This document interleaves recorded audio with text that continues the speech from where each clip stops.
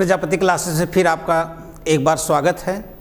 मित्र, हम लोग पढ़ रहे थे हिंदी व्याकरण में संधि को, और एक हफ्ते से संधि की क्लास नहीं चल रही थी। सामने एलटी का एग्ज़ाम था, उसमें हम लोग व्यस्त थे। अब कंटिन्यू क्लास रहेगी। यण स्वर संधि को हम लोग देख रहे थे, और उसकी परिभाषा थी जब ह्रस्व या दीर्घ ई उ ऊ री तथा री के बाद असमान स्वर आए तो ई का य, ऊ का व, री का र तथा री का ल हो जाता है। तो मित्र, हम लोग एग्जाम्पल देख चुके थे ई का, ऊ का, ये दो एग्जाम्पल हम लोगों ने देख लिया था। आज हम लोग री का एग्जाम्पल देखते हैं। किस संधि को हम लोग पढ़ रहे हैं? यण स्वर संधि। यण स्वर संधि। यण स्वर संधि में हम लोग देखेंगे, यण स्वर संधि में हम लोग देखेंगे, हेलो, हाँ पापा। बोलो। हाँ काजी, नमक ले लिया सवेरे खातिर, कोनो सब्जी इतनी टाइम खातिर हाओ और धूप ले लिया अने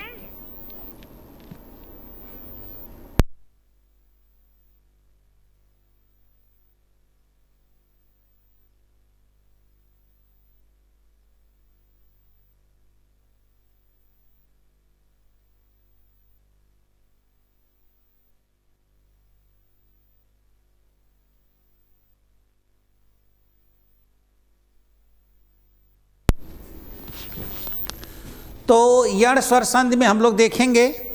यण स्वर संधि में परिभाषा लिखाई जा चुकी है, पूरा नियम बताया जा चुका है। ई का य और ऊ का व, ये दोनों पार्ट हो चुके हैं। मित्र, हम लोग चलते हैं री का र में। किसका करना है? री का र, ये है। ई का य, ऊ का व, री का र, री का ल हो जाता है। तो री का र देखना है। आप जरा इसको समझेंगे बात को, एकदम बहुत आसान है। हम कुछ भी ले लेते हैं। एक शब्द है मात्राज्ञा। मात्राज्ञा। अब ध्यान देंगे कि मित्र, इसको ऐसे भी आप लिख सकते हैं माँ अधतराज्ञा। यही लिखा गया है, ये यही लिखा गया है, मात्राज्ञा। समझ पाए मित्र? देखेंगे एकदम बहुत आसानी से, इसको बात को समझिए। मात्राज्ञा। आप सोचिए कि यहाँ पर र का री और री का र, ये जो र है, तो र के जगह पर आप जरा सोचेंगे यह री तो है, उसके बगल में ये क्या है? आ है। तो ये बताइए, जब ई ऊ री तथा री के बाद असमान स्वर आए तो असमान स्वर नहीं आ गया? असमान स्वर आ गए। यही पहचानना है मित्र, यहाँ पर यही पहचानना है आपको। तो री का र हो गया और यहाँ पर ये आ हो गया। तो ये दोनों मिल करके अब आपको क्या करेंगे? री का र बना देना है, तो री का र बन जाएगा, र का री बन जाएगा। यही तो देखना है। तो आप क्या करेंगे मित्र, यहाँ पर देखेंगे, जरा आसानी से देखेंगे। यहाँ पर यह बताना चाहता है व्याकरणाचार्य कि अब यहाँ माँ हो गया, ए आधत्ता हो गया, र का री बता दिया, र का री का र, तो आपको र मिला है तो री करिए, मात्री। अब प्लस यहाँ मित्र क्या बचा? आ। तो यहाँ हो जाएगा आ ज्ञा। तो क्या हो जाएगा? मातृ प्लस आज्ञा। क्या करना है? कुछ नहीं, एकदम इतना आसान है मित्र, क्या बताएं हम। मातृ प्लस आज्ञा। समझ पाए? कुछ नहीं, जैसे आप लिख लें पित्राज्ञा। क्या करना? कुछ नहीं, आप इसको ऐसे लिख दीजिए, पी आधा त। अरे आप लोग ऐसे लिखते हैं, देखो जिनकी ऐसे लिखते, ये थोड़ा सा अशुद्ध है, वो यही लिखा गया, ऐसे मैंने लिखा। लेकिन अब लिखने की जो वर्तनी है उसको जरा आप सुधार कर लेंगे। तो इस तरह हम जानते हैं कि अब आप ऐसे लिखिए, मातराज्ञा, यही लिखा गया है। हाँ, पीतराज्ञा, यही लिखा गया है।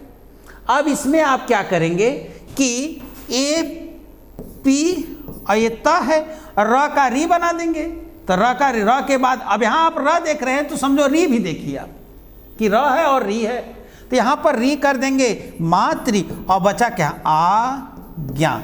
तो मातृ प्लस क्या हो जाएगा मित्र आज्ञा, मात्र आज्ञा।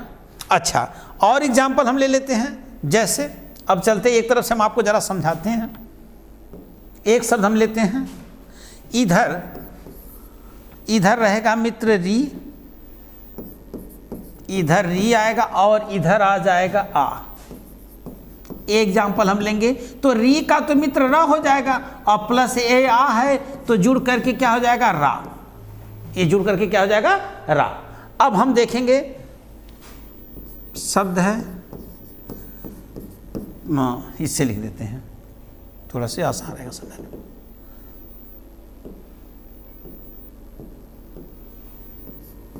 पहला शब्द एक हम ले लेते हैं, री के बाद आ वाला नहीं बताया क्या मैंने, सॉरी, एक बार बाबू यहाँ एक लाइन से देखेंगे। पहले इस वाले एक्टर से हम चलेंगे, आ वाले से, री प्लस आ इधर रहेगा तो री का र हो जाएगा मित्र, इधर आ तो मिला करके क्या हो जाएगा र। ऐसे एग्जाम्पल हमें देखना है, ऐसे एग्जाम्पल देखना है, ऐसे एग्जाम्पल देखना है। हो जाएगा पितृनुमति, पितृनुमत ये है। दूसरा शब्द हम ले लेते हैं मित्र पितृनुमत, एक ले लेते हैं मातृनुमति, मातृनुमति। एक शब्द ले लेते हैं मातर्पण,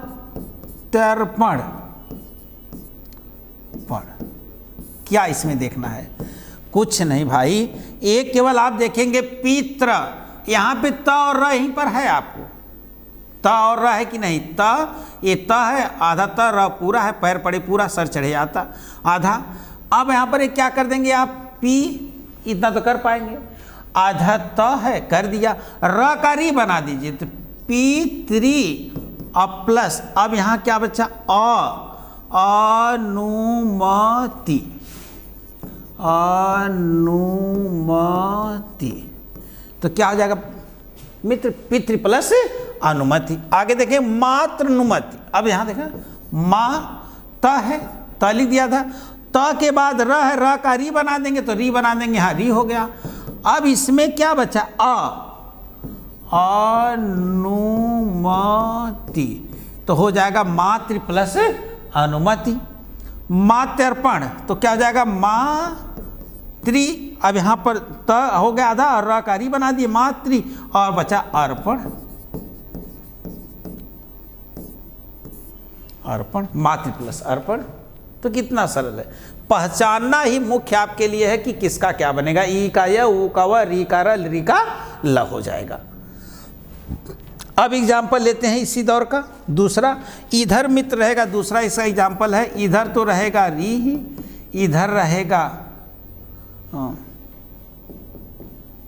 प्लस आ, तो मित्र री का तो र बन जाएगा और इधर आ हो जाएगा, तो ए मिला के क्या हो जाएंगे रा। इसका एग्जाम्पल ले लेते हैं एक दो एग्जाम्पल इसका ले लेते हैं, समझ गए होंगे। पित्रादेश ये हो गया, मात्राज्ञा एक यह हो गया, फिर ले लेंगे मात्रानंद,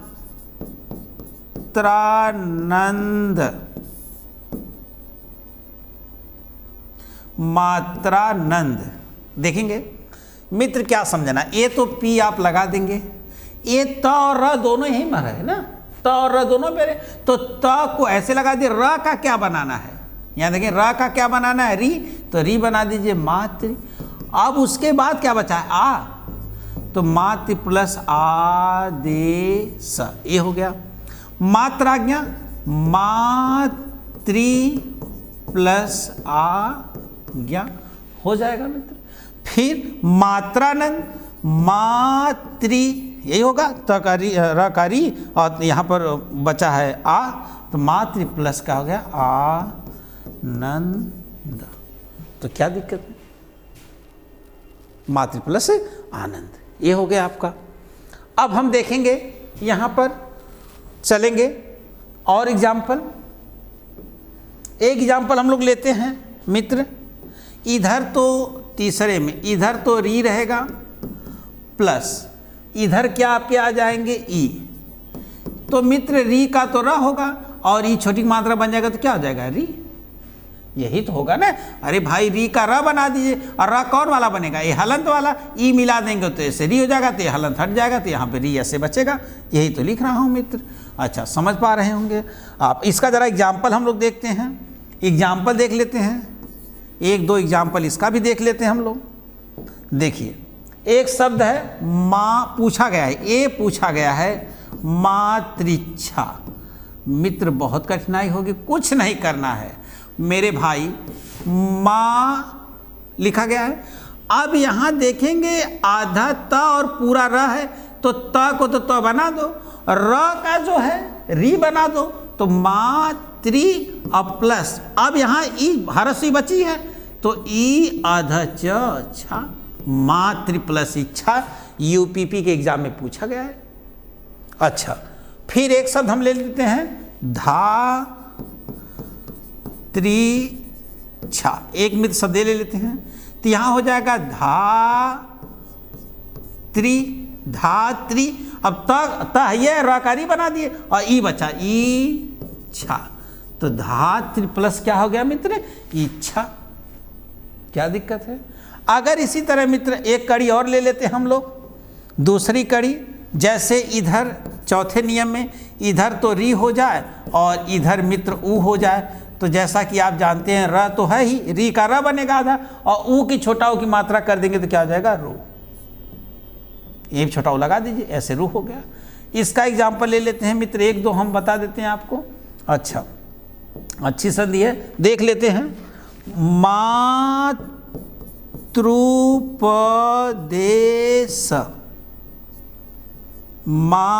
मातृपदेश, यहाँ देखिए एक शब्द ले लेंगे,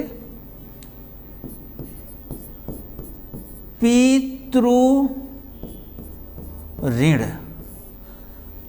देखेंगे हम लोग क्या करना है। मातृपदेश, भाई माँ है तो आधा त है, फिर र है तो र का क्या बनेगा, र का क्या बनेगा री, तो मातृ अब प्लस, अब क्या बचा, यहाँ पर देखेंगे छोटा हूँ, तो यहाँ वो छोटा हूँ है उपदेश, तो मातृ प्लस क्या हो जाएगा उपदेश। यहाँ देखें पितृ, तो पी तो है, त कर देंगे और त पे र की मात्रा जो र है वह री बदल जाएगा पितृ, अब प्लस ऊ ऋण, ऊ ऋण, ये क्या हो जाएगा ऊ ऋण, पितृ प्लस ऊ ऋण। समझ पाए मित्र? अच्छा, उसके बाद और शब्द ले लेते हैं, इधर री हो जाएगा मित्र और इधर ए, यह है, तो आप समझ रहे हैं कि री का र और प्लस ए मिला करके क्या हो जाएगा रे, यही तो बनेगा। कभी से मैं एग्जाम्पल बता रहा हूं, इसके लिए एग्जाम्पल आप एक ले लेंगे, मात्रेकता।